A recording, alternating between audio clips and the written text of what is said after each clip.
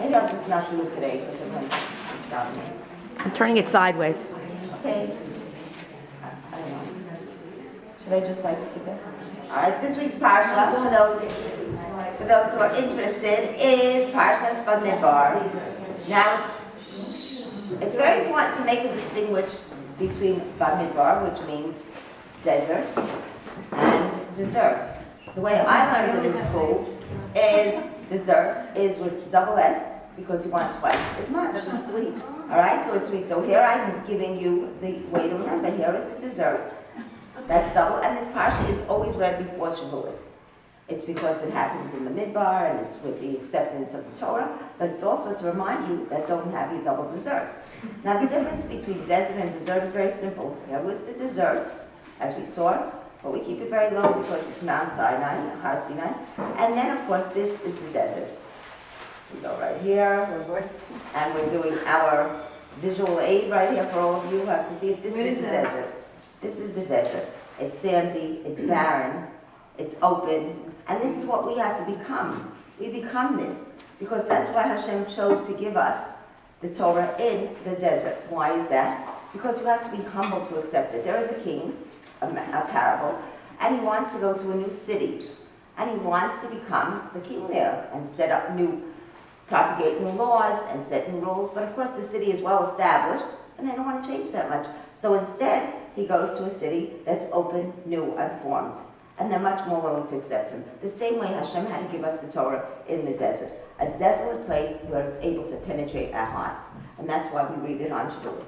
Now there were 3 countings. It's called Bamidbar, but if you translate it in English, they always call it numbers. Why numbers? Because there's a lot of counting going on.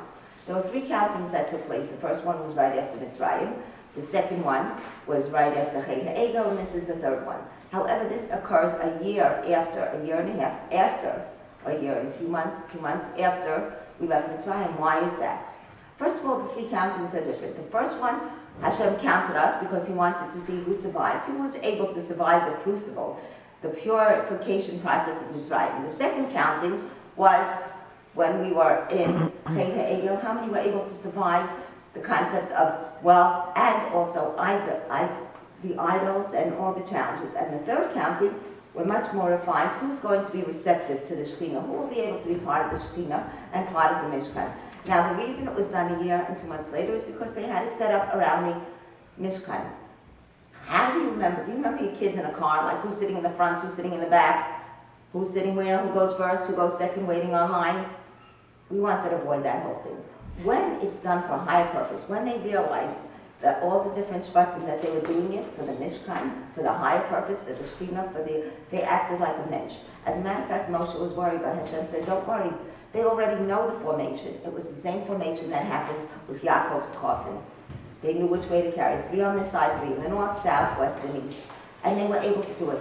So really, the sign of a mensch is how you act under stress and pressure. And that's what happened at the time of Yaakov, when he passed away. So again, they were able to march this way. It also says that they understood about the higher purpose. They counted flags. When they marched this time, they marched in the order of the degalim, of the flags. And they marched 3, 3, 3, and 3. And they said, why was this done? And later on, at the end of the Parsha, after 40 years, at the end, they marched chronologically in the birth order, and they marched in the line. Why? Because when they were in the midbar, moving this way, they were marching with a much higher purpose. The chariot above was reminiscent of the way they marched below. They were on a much higher spiritual level, so they were able to march this way. Later on, when they were going back into the regular world and living the way that most people live, there was a transition. So they had to do the chronological order. It was no longer on that high level where they got man and where they got water. So this is what we have to remember. So this parsha is, as I said, read before. We have to have that humility.